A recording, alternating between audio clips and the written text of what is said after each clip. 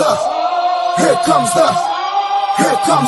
don't really want it like that. Yeah. Here comes the. Yo, what is going on YouTube, man? It is your boy, it is your host. If you're new here, Calvin Domingo, aka Steezy A. Smith. I hope everybody's having a lovely evening. And I know I've kind of delayed the show a little bit, and so thank you all for being so patient with me. Again, if you guys are new here, we're only about 7, 8 subscribers away from hitting 4,000, and I know there's been a lot of roadblocks in the way. I've been on hiatus and whatnot, and I've had different pauses and stops here and there. And so to all my loyal fans and subscribers, for everybody that's been rocking with me, to everybody that's been sticking it with me, I really appreciate it from the bottom of my heart. Before I do kick things off today, I just want to give you guys a little rundown of what we're going to be discussing today. I want to talk about Ryan Grubb, and I want to react to his press conference from the other day, his interview with Bumpin' Stacy from the other day, and what his presence means for the Seattle Seahawks and their draft strategy moving forward. Which Husky is staying home? Is it going to be Michael Penix Jr.? Is it going to be Troy Fautanu? Is it going to be none of those guys? Are there going to be any other Huskies, maybe in the later rounds, that could find themselves staying in Seattle?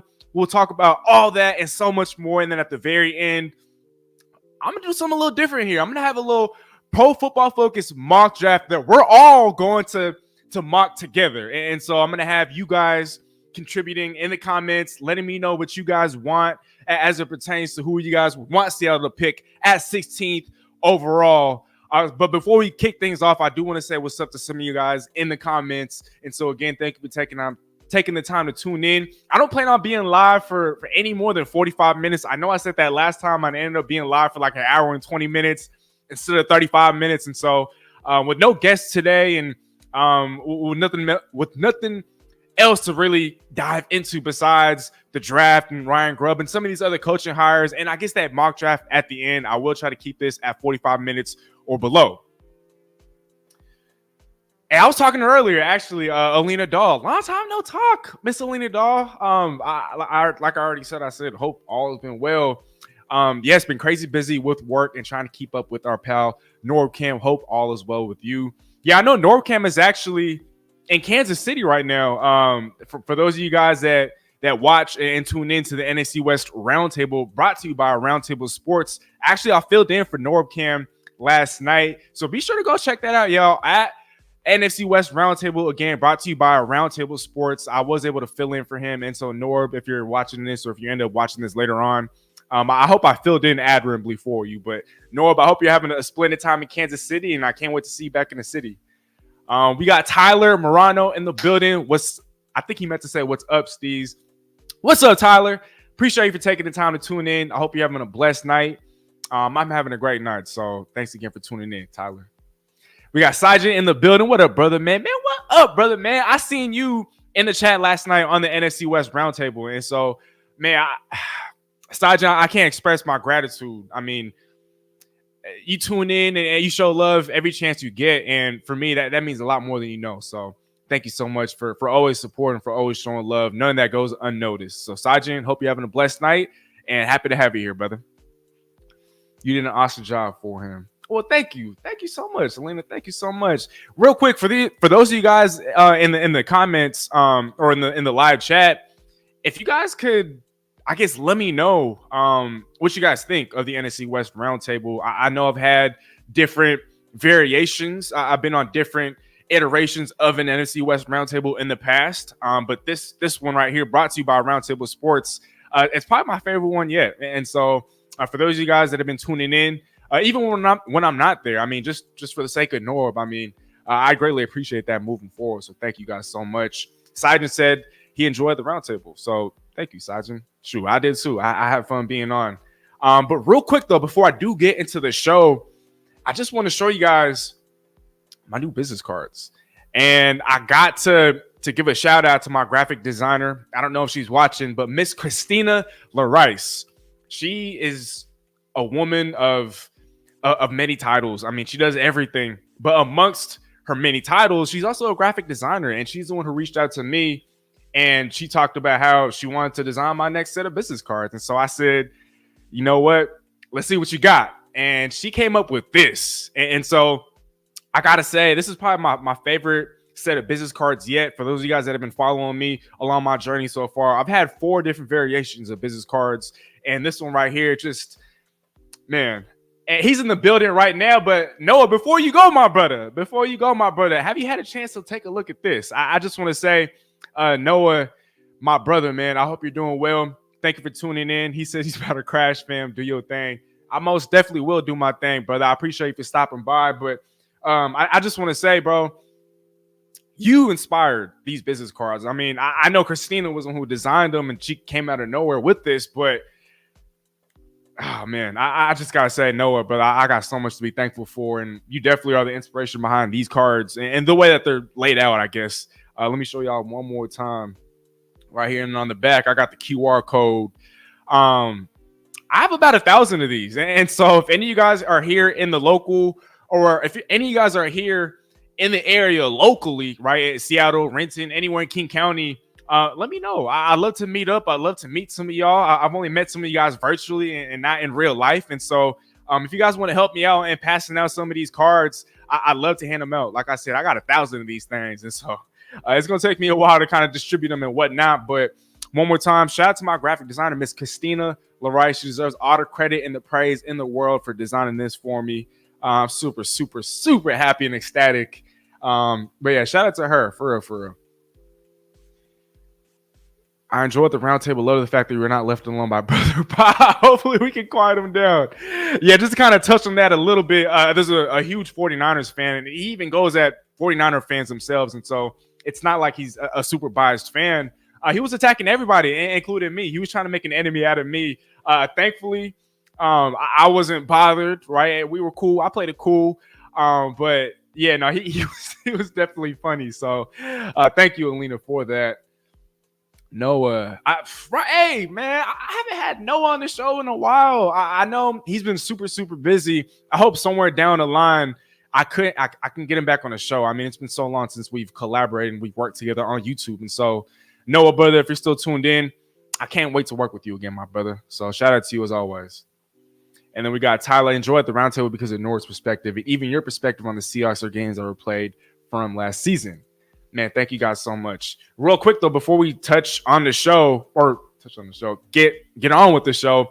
Once again, if you guys aren't already subscribed on YouTube, I'm about 9 subscribers away from 4,000. And so tell a friend and tell a friend. If you know any Seahawks fans that are looking for content creators to put up weekly or daily or consistent content throughout the off season, your man is right here at Steezy A. Smith. And be sure to follow me on Instagram, follow me on X, also at Steezy A. Smith for daily coverage of the Seattle Seahawks.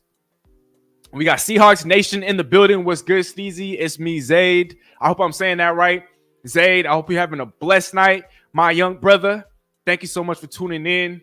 I will get to questions a little bit later. And so if you guys have any sort of questions, it doesn't have to be about Ryan Grubb. It doesn't have to be about any of the coaching hires. If you have any sort of Seahawk-related questions, heck, if you have any questions, I don't care. I mean, I'm in a talkative mood today. It doesn't have to be about Seahawks. Obviously, I won't touch on it for too long, but be sure to drop your guys' questions. And then before the show ends, or well before the show ends, I will be sure to touch on all those questions and be able to answer them to the best of my ability. One sub away from 4Gs. Real close, Sajin. And obviously, you've been one of my loyal supporters, for so long. And so, again, I can't express my gratitude enough. Alina is saying, I remember subbing you from the beginning. Woo, woo. Yeah, Alina, I mean, even before I had a YouTube channel, even before I started, venturing into the sports media world, when I was just Calvin Domingo on NorbCam's weekly roundtable shows, I just, man, you've been showing your support and your love from the beginning. And so, Alina, thank you so much for rocking with me. Really, like truly from the bottom of my heart. That means so much. I can't wait to be able to meet all you guys one day in person. I'd love to meet all you guys in person one day. And so I'm hoping I can set something up like that. Who knows? We'll see. But let's get on with the show now, shall we? Shoot, we've been live for more than 10 minutes. If you guys haven't watched Ryan Grubb and his press conference the other day, It is on the Seahawks channel. And so if you guys haven't tuned in, I highly recommend you guys give it a watch. I think Ryan Grubb obviously is a very insightful, is a very smart and intelligent football mind. And I love his cares. I love his charisma. I love his attitude. I love what he brings to the table. I've been doing some of my research on Ryan Grubb, and man, I really like what I see. And I really like his background. I really like the experience. I really like what he brings to the table. As we all know, he has a background coaching the offensive line. He spent 9 years coaching up the offensive line. He's coached up quarterbacks. He's coached up wide receivers. And as we all know, he's been the offensive coordinator for the best offense in all of college football the last 2 seasons over at UW. And so with what he's going to bring over here, remaining in Seattle, I'm super, super ecstatic and excited for the future and just for what he's going to be able to bring. I mean, yeah, there's going to be some concerns as it pertains to his lack of just NFL experience altogether. He's never spent time in the NFL in any sort of capacity, but because he's had success everywhere that he's gone, and because he has a support system, because he has veterans, because he has a talent as far as the players, the front office, a competent coaching staff, I'm not at all worried. Yeah, there's a little bit of I guess you could say hesitation, or there's a little bit of worry, but overall, I'm just excited about the prospect of Seahawks football, particularly on the offensive side of the football moving forward. Oh boy. Good chat he had. Okay, we do have some questions in the chat, but like I said, I will touch on those a little bit later, definitely before we end the show. I want to start off with this, though, and I thought this was interesting because, as we all know, the Seattle Seahawks just are not a very aggressive football team. The Seahawks are a very conservative football team, and I know a lot of that has to do with Pete Carroll and just wanting to run the football, and it's all about ball control, right? And letting the defense do its thing. But as far as time of possession, I mean, the Seattle Seahawks have been towards the bottom of the league these last couple of years. They almost never go for it on fourth down, even when it seems like the situation is calling for it. And so shout out to Stacey Ross at the Seattle Sports Station who asked this question, but she asked, maybe this isn't verbatim, but are you an aggressive play caller? And Ryan Grubb said, quote, when you need to be, you have to be ready to be. And as we saw in that Apple Cup, right, against the Cougars, UW versus Wazoo, and I can't exactly remember the player or when it happened, but there was a critical fourth down that Ryan Grubb and that UW offense ended up going for and converting, right? And so I think that kind of gives us a small glimpse as to what he looks like in that sort of position, right? And so in the NFL, obviously, you're going to have a lot of possessions. You're going to have a lot of instances in which you might have to go for it on fourth down, whether that's to win the game, to ice the game, catch up. If you're playing catch up, there's going to be a lot of situations and a lot of scenarios like that. And I think from what I saw, and again, I have to do a lot more film study as it pertains to what Ryan Grubb did at UW these last couple of years, just because I didn't watch every game. So far, I'm liking what I'm seeing. And so I think with this answer, given the collection of talent, he's raved about that wide receiver room. He's compared it, or I guess everybody's comparing it to UW's wide receiver room from last year. I mean, as we all know, there's going to be 3 guys that are probably going to get drafted: Rome Odunze, Jalen Polk, Jalen McMillan. And so you kind of look at what Seattle has in the wide receiver room: DK Metcalf, Tyler Lockett, Jackson Smith-Njigba. The tight end room is just as talented, maybe not as talented, but they're also talented in their own right. Now, even if Seattle doesn't re-sign a Noah Fant, Colby Parkinson, who showed plenty of flashes, particularly in the red zone as that big body target, I really do hope that the Seattle Seahawks are able to re-sign him in free agency to a team-friendly deal. I think he has a lot of potential, but when you look at the collection of talent, right, obviously the offensive line does need some work, but when you look at that collection of talent on offense, I mean, a lot of us have wondered why the Seahawks have been so conservative, and I think obviously the presence of Pete Carroll has had a lot to do with that. But I'm real excited to see what the Seahawks are going to look like on fourth down, just because in years past it's always like, oh, it's fourth down, Seattle's going to punt the ball, right? Seattle's not going to go for it, even if it's 4th and 1, even if it's 4th and inches, even if it's past the midway portion of the field. Like, Seattle just was not known as that team. And so with Ryan Grubb kind of coming in, I know this answer isn't super telling. I mean, when you need to be, you have to be ready to be. I could see, and I've seen a lot of other coaches, kind of say that around the league. But I think for me, it definitely gives me reason for optimism because, again, we've seen some of it at UW with the talent that he's had. And some of that talent is obviously now comparable to what he has here in Seattle with the Seahawks. So let me know what you guys think. And, again, if you haven't already watched Ryan Grubb and his interview with the Seattle Sports Station with Bump and Stacy, or even his press conference from the other day with the local media for the first time, I highly encourage you guys to tune in and kind of get a look just so you can kind of see and meet, even though obviously you're not meeting him in person. I almost feel like I'm kind of meeting Ryan Grubb just a little bit. And I'm getting a feel for his personality. I'm getting a feel for how he talks, how he moves. And so far, like I said, I really like what I'm seeing. I'm going to go back to some of you guys here in the comments. Alina, thank you so much. You're so welcome. You deserve it. Oh, man, you're going to make me shed a little tear of joy here. Thank you. Hoop Craze in the building. What's up, Hoop Craze? Ryan Grubb loves his wide receivers. Yes. And I actually had somebody point this out to me this morning. I don't think it's going to happen. Obviously, I'm not going to spend too much time on this. But there's this 49ers fan / content creator who I was talking to this morning. And they talked to me about how, they talked to me about how they believe that Tyler Lockett is going to be traded to Chicago to reunite with Shane Waldron. Well, according to the clip that went viral a couple of weeks ago, Jackson Smith-Njigba didn't exactly have the most glowing endorsement of his offensive coordinator. And so I don't think that's very feasible. But with the Tyler Lockett, I do think that if he is going to stay on his team moving forward, it's either going to have to be by way of a restructure of his contract, or he might have to take a pay cut. And so when I look at his cap hit, it is in the top 10 amongst all wide receivers in the National Football League. I just don't know if that's going to be conducive to Seattle winning football games moving forward, just because there's still so many needs across the roster. But I think with the Tyler Lockett, Jackson Smith-Njigba, DK Metcalf, Hoop Craze, Ryan Grubb has every reason to love his wide receivers, especially here in Seattle. And then, like I said, Sajin, I will answer questions later. Love the fourth down play. Okay, yeah, it was in the fourth quarter. Thank you for clarifying that, Alina. Hoop Craze, would you say Waldron was mid? I say he was because he caught the bet against good defenses. We'll touch on that later. Like I said, I will answer these questions later on. But be sure to keep dropping these questions for me, and I will get to them. I promise y'all. The only breaking news that came out is about Marshawn Lynch that came out 5 minutes ago. They accepted the plea deal in the DUI case. Yes, I saw that. Thank you for sharing that, Alina.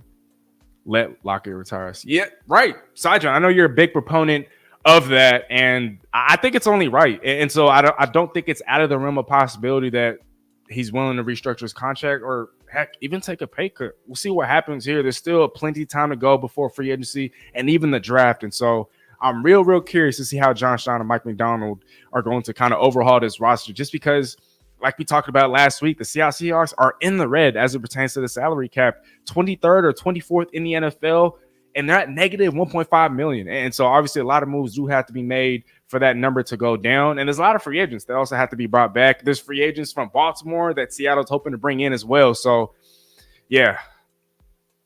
I agree. Lockett deserves to be a Seahawk for life. Most definitely. And B-Wags. Both of them. I'm not as sure about B-Wags. I know I dropped a short a couple of weeks ago about why the Seahawks have to absolutely re-sign Bobby Wagner. It's just given his advanced age and given what Mike MacDonald is looking for in his linebackers. I'm not sure if Bobby Wagner is the best fit schematically, but if they're able to agree to a number that works for both sides and where he doesn't have to be a 3-down linebacker anymore moving forward, I think I could see it happening. So we'll see what happens there. I just can't imagine seeing Bobby Wagner in another jersey. Just him in a Rams jersey, that just looked goofy. It just didn't look right. Even if he did perform, even if he did have an all-pro type of season with him, it didn't look right, and it's just not going to look right in any other jersey besides Seattle's. And so we'll see what happens there. Moving on to my next topic, though, and I posted this on Twitter if you guys follow me on there. But Mike MacDonald, he spoke glowingly of his new offensive coordinator sometime last week on the Seattle Sports Station. And he talked about how, this is a quote that really resonated with me. He talked about how he really respects Ryan Grubb because he's an O-line guy at heart. And so fast forward to Ryan Grubb's press conference the other day, right, for the first time in front of local media, somebody had asked him, what makes you an O-line guy at heart? And what Ryan Grubb said really stood out to me. Quote, I have a passion for what happens up front and how it ties into the success of every part of the game. And with Ryan Grubb already being an O-line guy at heart, like I mentioned earlier, he spent 9 years as an offensive line coach. I just think that, to me, and I could be reaching here, let me know what you guys think, but I think that come the NFL draft on April 25th, I think Seattle's going to lean towards the offensive line. Now, if a quarterback like Jaden Daniels is available, maybe Seattle is enamored and falls in love with the Michael Penix. Heck, maybe even J.J. McCarthy. If any of those guys are still on the board and Seattle ends up going quarterback, maybe they trade down and take one of those quarterbacks, or maybe they trade a few spots up if Jaden Daniels falls out of the top 10. I could most definitely see that happening. But if Seattle doesn't go quarterback, I think offensive line is the answer in the first round. I'd like to see this team build from the inside and out. And if Mike MacDonald is serious about running the football and wanting to be more effective as it pertains to running the football, well, you're going to need solid offensive linemen, even if you have great offensive line coaches in a Scott Huff, who followed Ryan Grubb to the Seattle Seahawks. But he also was at UW coaching up offensive lines even before Kalen DeBoer and Ryan Grubb came over and did what they did, right? And so with the Scott Huff, he coached up arguably the best offensive line in all of college football last year. I'm super, super thrilled to have him with the Seahawks. But I just think the answer for the Seahawks in the first round of the draft, if it's not a quarterback, has got to be an interior offensive line. Now, I've had some fans and Seahawks fans on Twitter have expressed concerns about Abe Lucas and that knee. And so Talise Fuaga, right, out of Oregon State. There's a couple other tackle options. I'm kind of whiffing on the names right now. And so Seattle wants to go tackle. I wouldn't be mad at that, especially if you want to hedge against Abe Lucas and that knee. I think that'd be a smart decision to make. Obviously, you can never have enough depth, especially on the offensive line in the National Football League. And so if Seattle wants to go in that direction, I would not be mad at it. If Seattle wants to go and keep a guy like Troy Fautanu, the UW offensive lineman who was a first-team All Pac-12 selection as a left tackle. Was he a left tackle or right tackle? He was a tackle. Let's just go with that.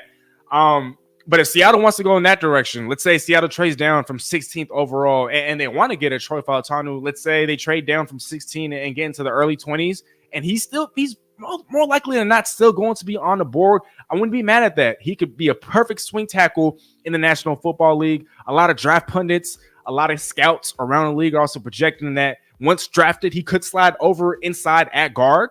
And given the fact that 3 interior offensive linemen for the Seahawks are pending free agents in Evan Brown, Damian Lewis, Phil Haynes, you can't address all 3 of these, or you can't address the vacancies on the offensive line all at once, right? And so even if Seattle has a guy that they want to target in free agency, for example, Kevin Zeitler from the Baltimore Ravens, who is a free agent, and while Mike MacDonald didn't directly coach him while they were in Baltimore together, I do think that by bringing in a veteran who's been a Pro Bowler in this league, who has spent time around Mike MacDonald, and obviously is coming over from the Baltimore Ravens, I think that'd be tremendous. And so if Seattle wants to go get a veteran, a guard in free agency, and hopefully a Kevin Zeitler, I wouldn't be mad at that. But again, Troy Fautanu, plenty of options, right? There's a lot of tackles. There's a lot of offensive linemen that are worthy of the selection that Seattle's going to have, whether that's at 16, if they trade down in the 20s. There's a lot of guys there.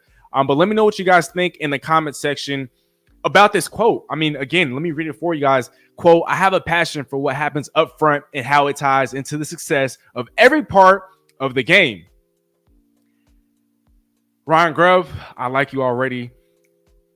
12s, as we all know, we haven't really been accustomed to optimal offensive line play here in Seattle. And again, with the new regime in place, I just think it makes the most sense to build from the inside and out. And I just don't know if Seattle wants to bring back any of those guys. Evan Brown was solid, above average last year. I don't know if he's the future at center. Damian Lewis has had some really good years here in Seattle. I don't know if Seattle wants to keep him. Phil Haynes had an up and down year last year, obviously was banged up and dealt with some injuries. I also don't know if he's coming back. And given Seattle's lack of cap space, I just don't know if it's feasible to bring all three of those guys back. And then the other guys that Seattle also has to bring back, Bobby Wagner, Jordan Brooks, Leonard Williams, Noah Fant. There's a plethora of free agents. And so I just don't know if it's feasible to bring all those guys back. That being said, Seattle has to target the offensive line, man. This has been a weakness for so long now. I know last year when Geno was the comeback player of the year, the offensive line was solid. They stayed healthy. But again, you can never have enough depth on the offensive line. And if this team is going to have an explosive and dynamic offense, it's just not going to happen if the offensive line doesn't have the depth and the necessary pieces. And so let me know what you guys think in the comment section, just to kind of answer the question on the thumbnail. Between Michael Penix Jr. and offensive lineman Troy Fautanu, which Husky is more likely to stay home in Seattle? If I had to answer that question right now on Wednesday, February 21st, 2024 at 7:13 p.m. Pacific time, I'm going to go with Troy Fautanu. Now, even if it's not at 16th overall, I just think between the two, I think he's more likely. But let's say Seattle somehow ends up acquiring a second-round pick, then I would go with back-to-back Huskies. If Michael Penix Jr. is somehow still on the board, which I don't think is likely, then hopefully Seattle could get back-to-back Huskies with a Troy Fautanu in the first round and then a Michael Penix in the second round. I've seen it in a few mock drafts. Again, I don't know how likely it is just because so many teams across the NFL are quarterback hungry, but I think that'd be a dream scenario for the Seattle Seahawks. Even if it's not Troy Fautanu, you get a top-tier prospect on the offensive line and a quarterback. Even if it's not Michael Penix, I'd be fine with the Bo Nix if it were to come in the second round. But again, if I had to answer this question, which Husky between Troy Fautanu and Michael Penix is more likely to stay home in Seattle, I'm going to go with Troy.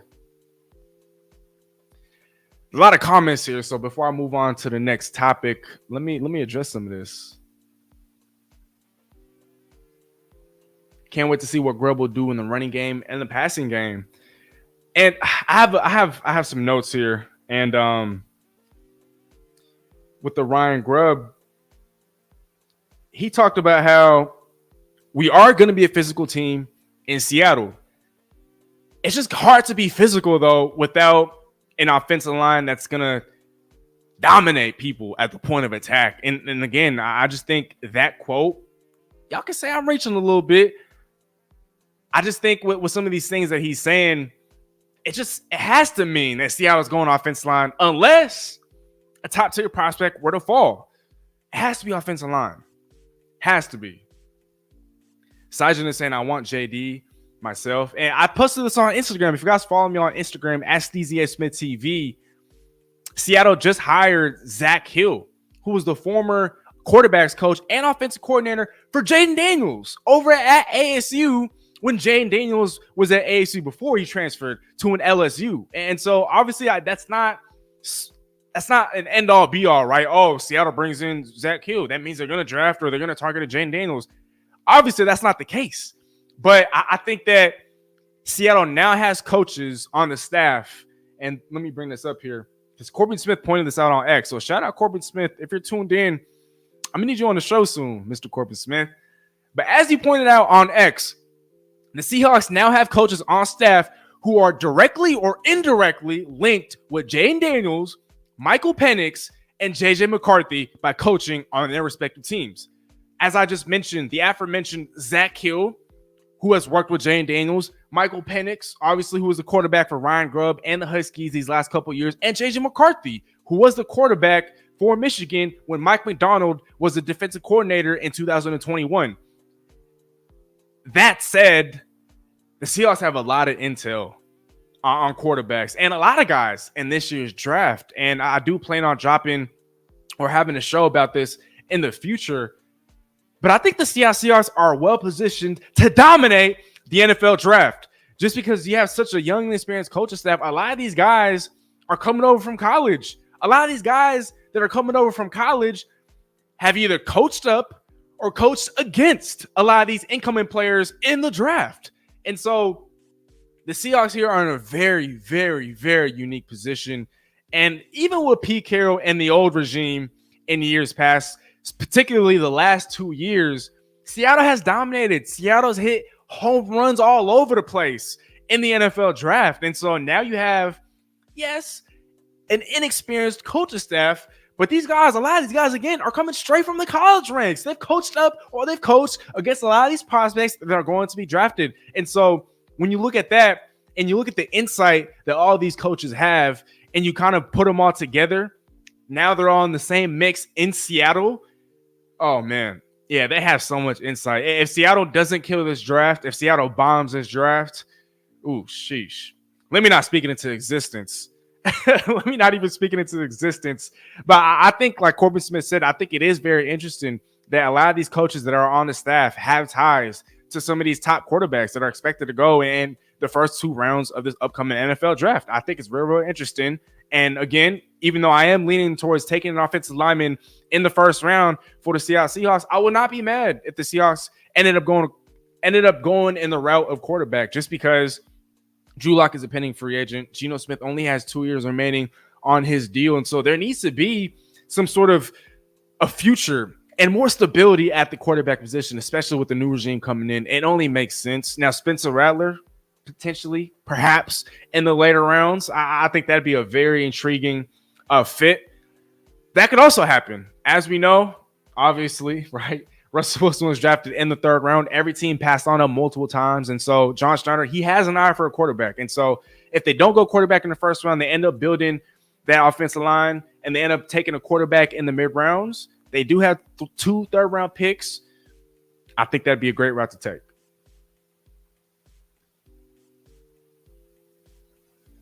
All right, we got Not Chief in the building. If I remember this correctly, I think you're over in Atlanta. It is getting late over there. So, Not Chief, man, thank you so much for tuning in. I hope you're having a great night, my young brother. A lot of teams are seeing Penix as a 2nd-round pick. Right. And again, I just don't know if I've seen as much variance as it pertains to some of these quarterback prospects other than a Michael Penix, just because I've seen him go in the 2nd round. I've seen him go in the top 15 in the 1st round. I've seen him go at the end of the 1st round. I've seen him go in the middle to the end of the 2nd round. There's so much variance as it pertains to Michael Penix's draft stock. And so until the combine and until the interview process and all these other things kind of fall in line and take place, there's really no way to know where Michael Penix is going to go. Right now, everything is really just a bunch of projections. And so I think it's very fascinating. I find it fascinating that there's so much variance when we're talking about his draft stock. It could go either way. We'll see what happens there. P&W Sports is saying, did you say Penix is a 2nd round? Oh, did you see Penix is a 2nd rounder now? Wild. Again, there's a lot of variance. And so we don't know what's going to happen. But if he's a 2nd rounder, Seattle has to do everything in its power to acquire a 2nd rounder. And if that means trading a valuable asset on the team to get a 2nd rounder, or if that means trading future picks to obtain a 2nd rounder, by all means, the Seahawks got to do it. By all means. P&W Sports, you see we got Mac Brown. Let's go. That's right. As Adam Schefter of ESPN first reported, the Seahawks are hiring Mac Brown to be its new tight end coach. And so I think that's a great move. I'll bring this up in a little bit, but we will recap at least the ones that are known, all of Seattle's coaching hires so far. Again, like I said, a lot of these guys are coming over from the college ranks. A lot of these guys are experienced or inexperienced. A lot of these guys are coming over from other teams in the NFL. And so now that they're all together and in the same mix in Seattle, man, there's so much to be excited about. We got East Coast Gridiron in the building. What's up, y'all? Woo-wee. Man, I'm so happy to see y'all in the chat. If you're still tuned in, brother, man, thank you so much for taking the time. It's been so long since we last worked together. Yo, man, I hope you're doing well, brother. So thanks for taking the time to tune in. I need you on the show. I need you on the show one of these days, especially as it gets closer to the draft.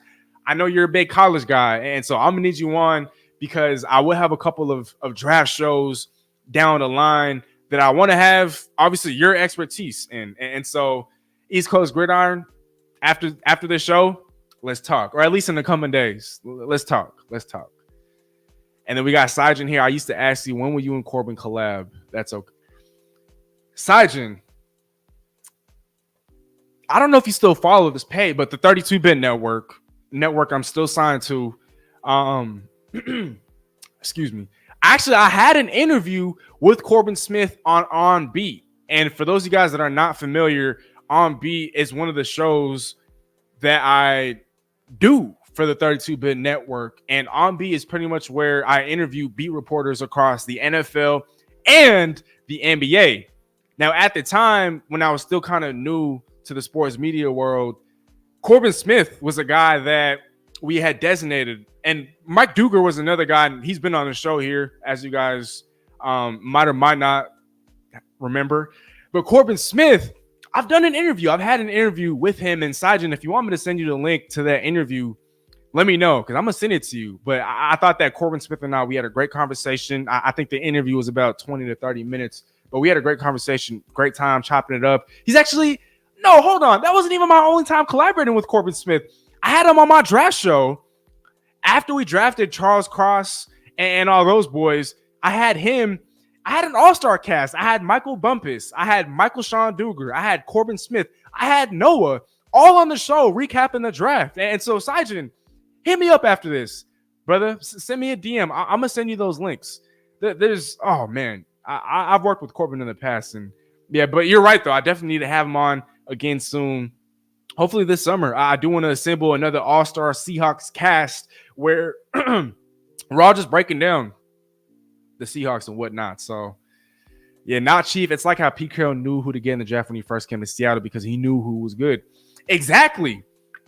When Pete Carroll was when he first got hired, obviously out of USC, he had firsthand knowledge, or at least, right, yeah, firsthand knowledge and intel because he was coming straight from college. And so he had coached up against these guys, coached these guys that were coming into the draft. And so I think with the situation that's here now, or the situation that we have here now, man, I'm excited.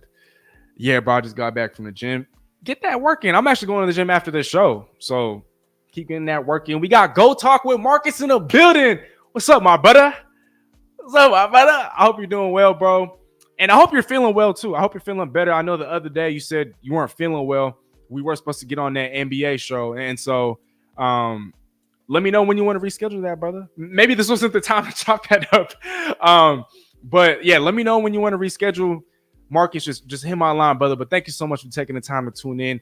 I hope you're doing well. I hope you're doing smooth. For those of you guys that are not just Seahawk fans, but big NFL, NBA, WNBA fans, be sure to show some love to my brother right here, Go Talk with Marcus, on all social media platforms. Give him a follow. Give him a subscribe. Check out his content. Versatile. He knows ball. And I've been on this show so many times. And so I just want to do what I can to repay the favor. But Marcus, if you're still tuned in, man, a lot of love for you, Dwayne, for real. So thank you for tuning in.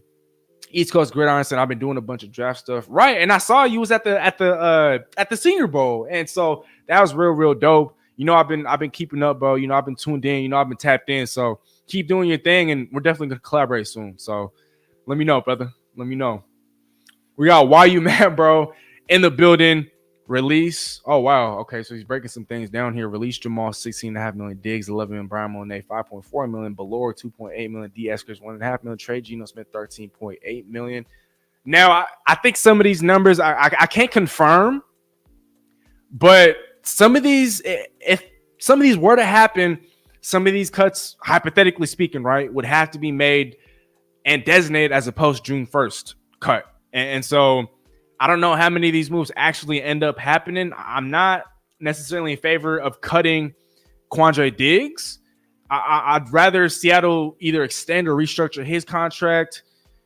Geno, I did have that show last week. I'm not necessarily in a position where I think Seattle should trade Geno, but should that possibility arise, I did list out those teams. But whatever Seattle, or whichever direction Seattle ends up going as it pertains to Geno Smith in his future, I trust it. So we'll see what happens there. I got it, bro. Thanks. Or I got you, bro. Thanks. Man, no problem. No problem, Sajin. We should not trade Geno. Again, I trust whatever the front office ends up doing. And so if they believe that trading Geno Smith is the right decision to make, I'm not going to be mad at it. Even though I'm not necessarily in favor of it, I could see the reasoning and the logic behind it. Going back to some of these topics that I didn't want to touch on. We've already been live for 41 minutes. My gosh, time flies when you're having fun, right? So we'll probably hit an hour. I'll probably stay on here for another 15 or 20 minutes. I don't want to take up too much of your guys' time. I know it is getting late, especially for those of you guys that are on the East Coast. And so we'll probably look to wrap this up in the next 15 to 20 minutes. But let me know what you guys think in the comments here. If a top prospect like a Brock Bowers or Jayden Daniels fell to Seattle at 16th overall, should the Seahawks pounce? And what I mean by BPA style, best player available style. Actually, I gotta stop saying I've been trying to work on not saying and So if every time I say or let me know in the comments, y'all. Please. I need some help. But Field Yates, he covers the NFL and he covers fantasy football for ESPN. I really respect and admire his work and his passion and what he does in sports media. He had Brock Bowers projected to fall to Seattle at 16th overall. And I've had several conversations with fans, whether that's on Instagram, Twitter, YouTube, about how that'd be a waste of resources. Let me put some logic. Let me put some sense into some of y'all, at least the people that I was conversing with, right?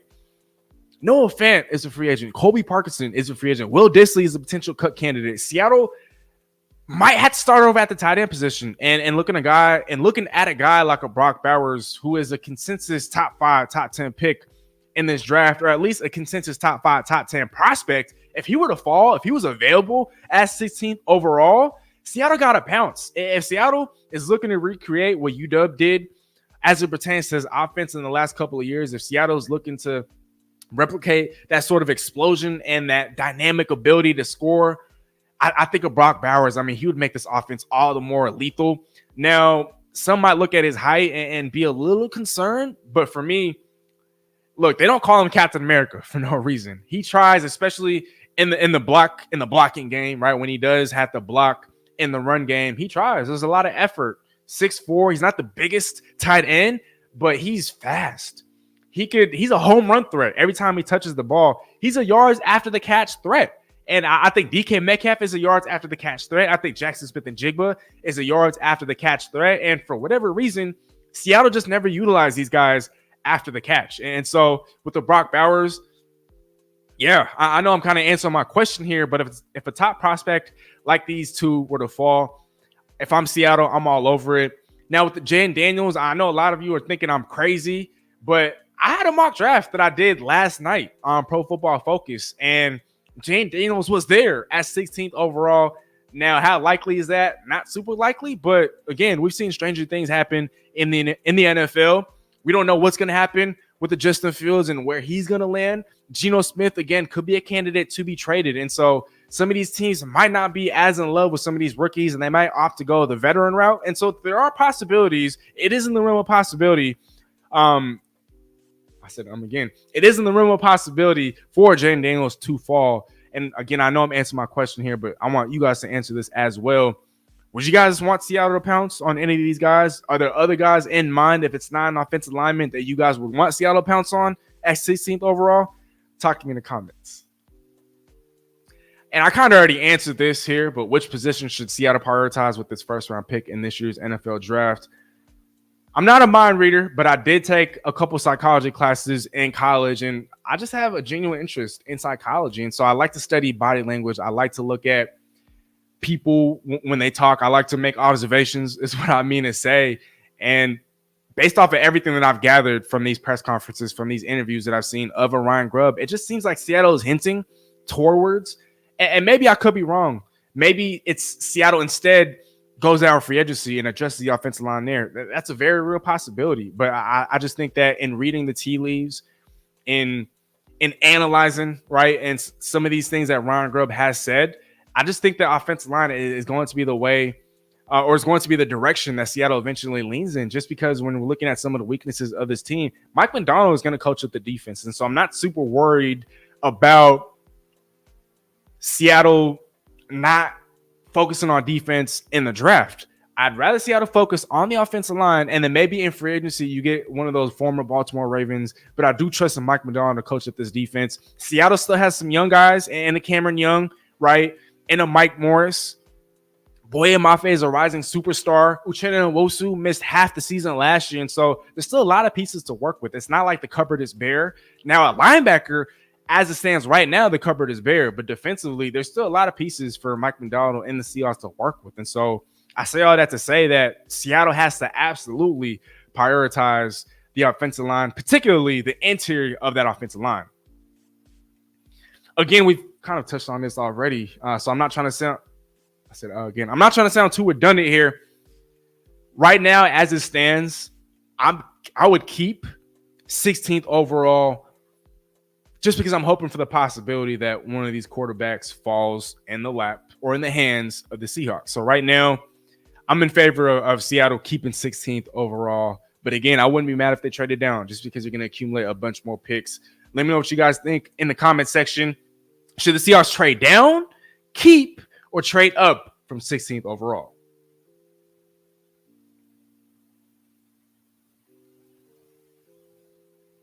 Oh, wow. Okay, I'm seeing some. Ooh. JD over Bauer.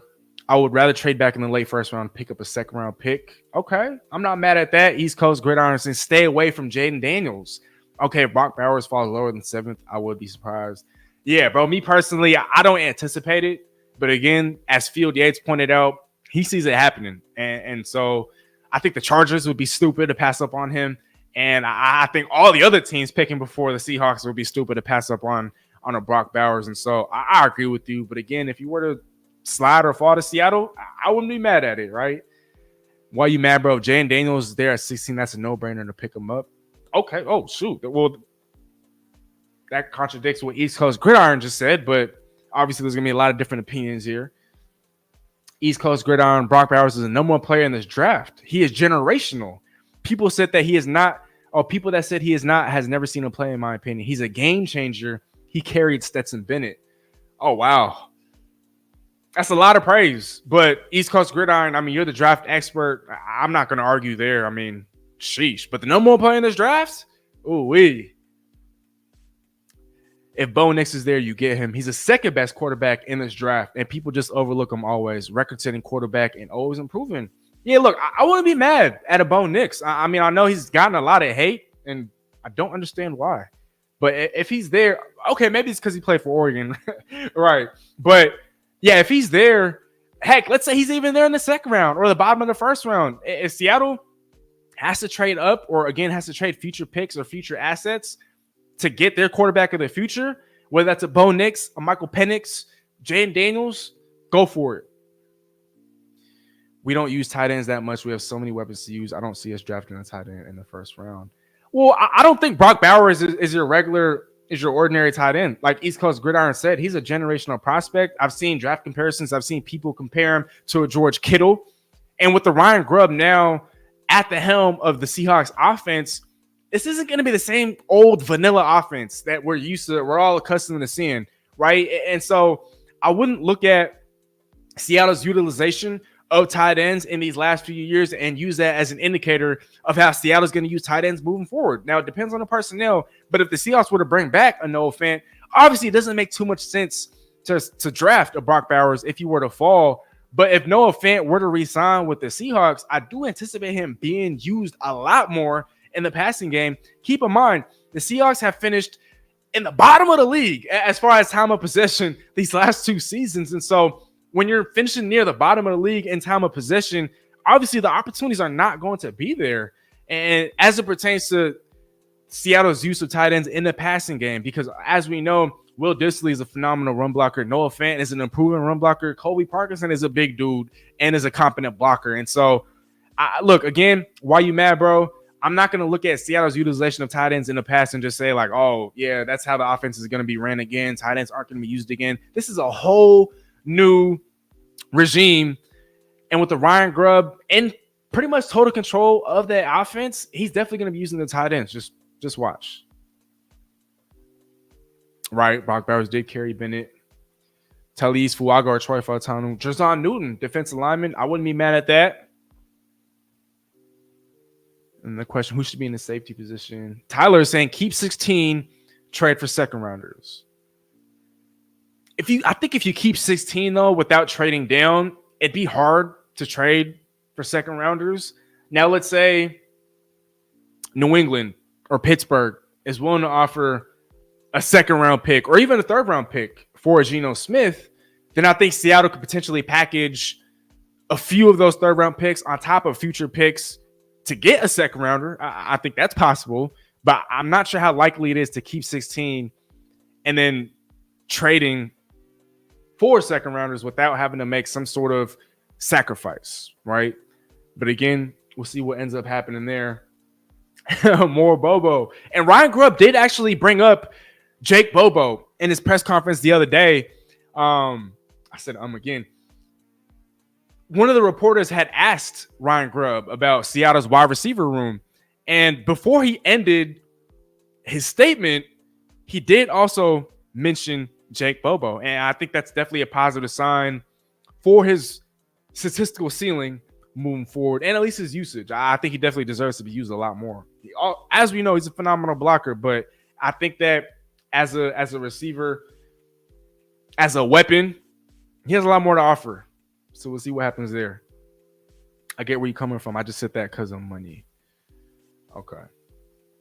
Well, right now, I just want to recap some of Seattle's coaching hires, and then we'll head on over to Pro Football Focus, conduct that mock draft, and then we'll wrap up the show. So here's a quick recap of Seattle's coaching hires. Obviously, at head coach, Mike MacDonald, the youngest head coach in the National Football League at 36 years old. Offensive coordinator, Ryan Grubb. Defensive coordinator, Adden. Is it Adden? I know he pronounced it in his press conference. Adden Dirty. Assistant head coach, Leslie Frazier. One of the best hires across the entire NFL coaching carousel. And I don't even care that he's not an actual head coach, but the fact that he's an assistant head coach, the fact that he brings so much experience, it's invaluable what he's bringing to the table, what he's bringing to this team. But one of my favorite hires, regardless of whether or not it's an assistant or head coach, Leslie Frazier, one of my favorite hires of this offseason. Special teams coordinator, Jay Harbaugh. Passing game coordinator, Jake Peets, coming over from the Rams. Quarterbacks coach, coming over from the Titans, Charles London. Running backs coach, Kennedy Polamalu, who I'm also very, very, very ecstatic about. Wide receivers coach, Frisman Jackson. Offensive line coach, Scott Huff, who we touched on earlier. Linebackers coach, Scott Olivadotti, coming over from the Green Bay Packers. DB's coach / defensive pass game coordinator, and the only holdover from Pete Carroll's staff, and I'm so glad that he stayed. I wish Deshaun Shedd would have stayed, but best of luck to him over in Miami. Carl Scott, right? We got special teams assistant Devin Fitzsimmons, DB's coach Jeff Howard, who will reunite with Leslie Frazier. He's coming over from the Vikings or the Chargers? He was the linebackers coach for one of those two teams, but now he's going to be the DB's coach for the Seahawks alongside of Carl Scott.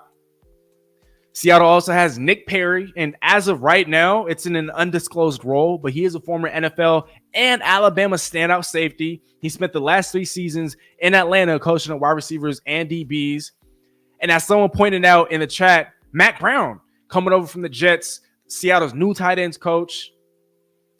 And last but certainly not least, like we touched on at the top of the show, offensive assistant / quality control coach, Zach Hill, who was also Jane Daniels' former quarterbacks coach and offensive coordinator while he was over at Arizona State with the Sun Devils. Whew, that was a lot of guys. That was a lot of guys. Let me put some of these up on the screen again. But yeah, I mean, with so much turnover in the coaching staff, there's just so much to look forward to. And it's also kind of helped out content creators like me, right? Because it's like, I know we're kind of in a dead period as it pertains to the NFL. Free agency doesn't start for another, 3 weeks? The combine is still about a week away.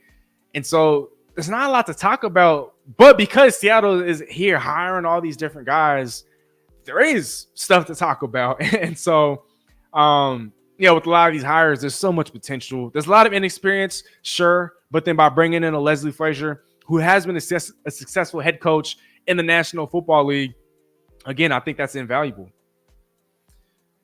But just to kind of recap some of these.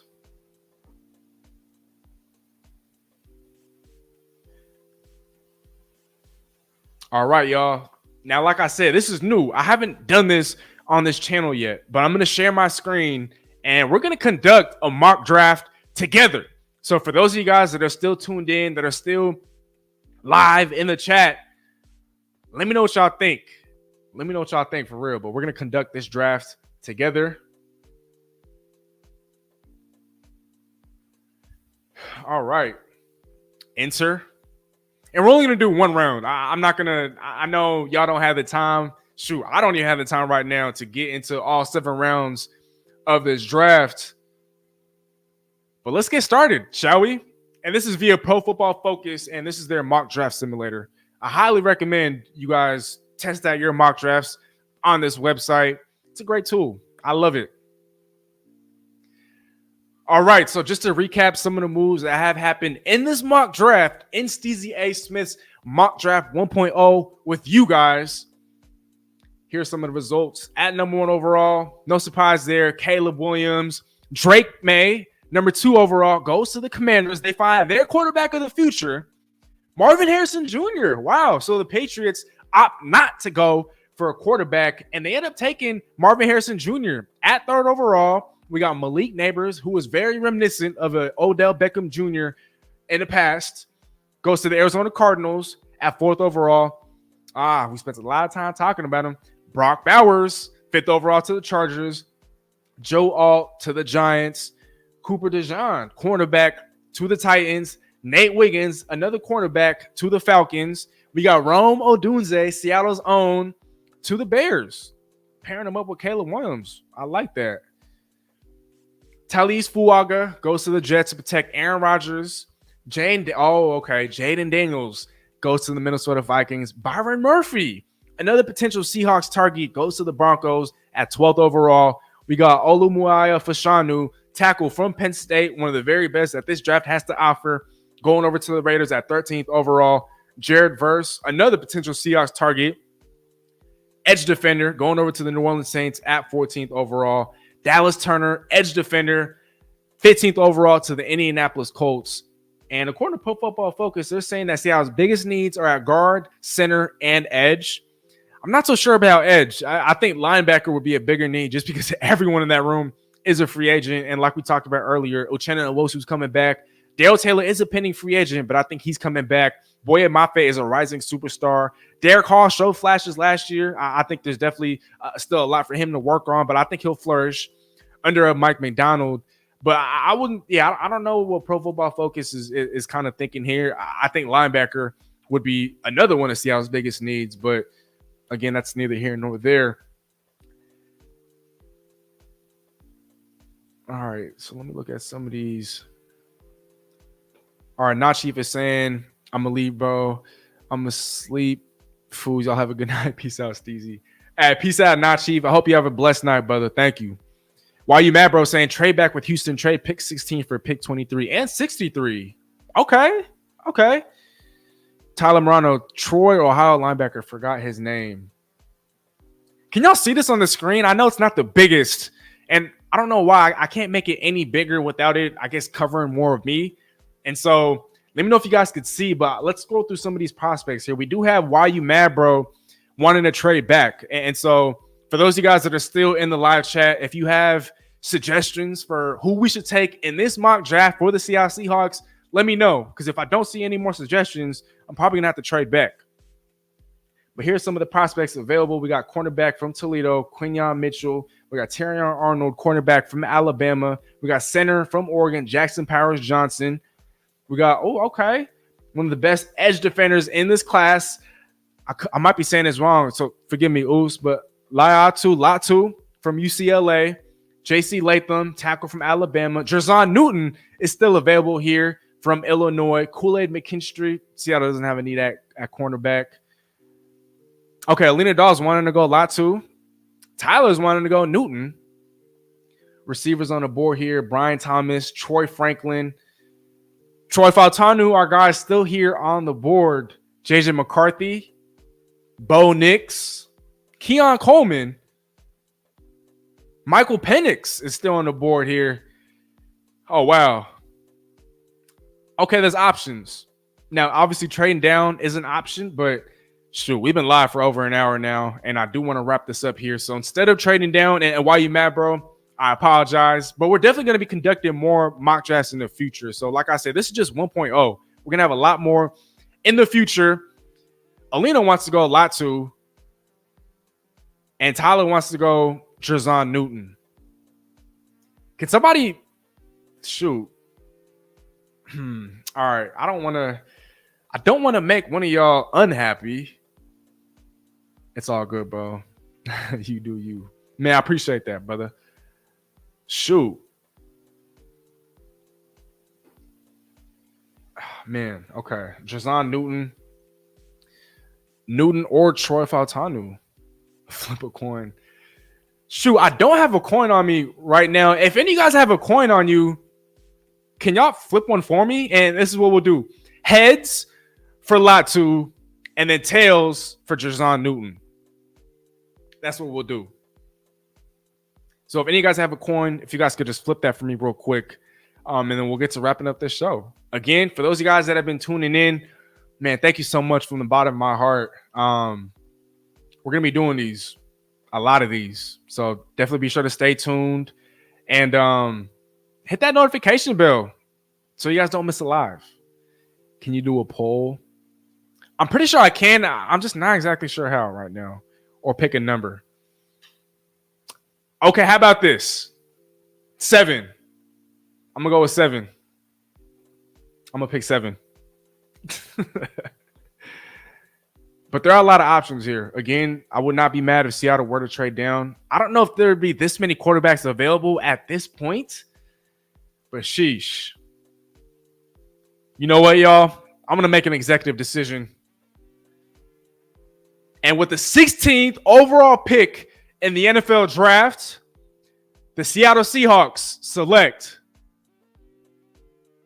Latu, edge rusher from UCLA. Like we talked about earlier, edge rusher isn't necessarily the most glaring need when I'm examining and I'm looking at what Seattle could potentially use. Oh, and look here, Seattle gets an A for their decision to take Latu at 16th overall. Woohoo. And then Tyler was saying take Latu there. Man, what was I saying? Okay, look, so while edge rusher might not be the biggest need on that Seahawks roster just because Uchenna Nwosu is still there. Boy Mafe is a rising star. Seattle spent the second-round pick on a Derek Hall. Seattle could be a contender to sign a Kyle Van Noy or Jadeveon Clowney, homecoming in Seattle, right, from Baltimore. I don't think edge defender is the biggest of needs, but again, just like on the offensive line, you could never have enough edge rushers, edge defenders. And so I think in this scheme, with what Mike MacDonald wants to do, he's so clever when it comes to his disguises. You never know who's going to be rushing the passer. You never know which of the tackles is going to line up in coverage. You don't know who's going to attack from where. And so I think it definitely helps to have as many versatile pieces on defense as you most possibly can. And so I'm not mad at that pick. Again, with the 16th overall pick in this version of our mock draft, we end up taking Latu, edge defender from UCLA. Who boy? Again, I'd be ecstatic if that was the pick. Before we do wrap up this show, though, I just want to say, for those of y'all that have taken the time to tune in and to watch, we get an A. Yes, we do. Yes, we do, Alina. For those of you guys that are taking the time out of your days to tune into the show, nothing but gratitude, really, from the bottom of my heart. If you guys aren't already, though, please be sure to hit that subscribe button. I'm just a couple away now from hitting 4K. Same with Instagram. I'm just like 20 or 30 away from hitting 4K on there. On Twitter, I recently broke 1,000. And so if you guys want daily content, daily coverage, Instagram and Twitter, definitely the place to be. And then on YouTube, I try to post a couple of shorts a week, one live stream a week. And then hopefully within the next month or two or before the next season, I'm going to be going back to regular long form content. I know that still seems like a ways to go, but for now, I hope the shorts and the live streaming, once the off-season stuff really starts to pick up, maybe I'll go live twice a week. But for the time being, I can't promise you guys at least one live a week and then a few shorts a week. And so again, though, For those of you guys that have been following and supporting me this whole time, I got nothing but love and nothing but gratitude for you guys. I hope you guys all have a blessed night. Until next time again, y'all. As always, nothing but love. All glory to my Lord and Savior, Lord Jesus Christ. Hope you guys have a blessed night. And shoot. Till next time, y'all. Again, this video is going to be dedicated to Mr. Todd Nas. While that concludes this video, we have loads of other content. You don't have to stop watching there. Other content on our channel homepage, as well as our social media platforms. And again, don't forget to hit that subscribe button for us. Tell a friend and tell a friend. Nothing but love, and Steezy out.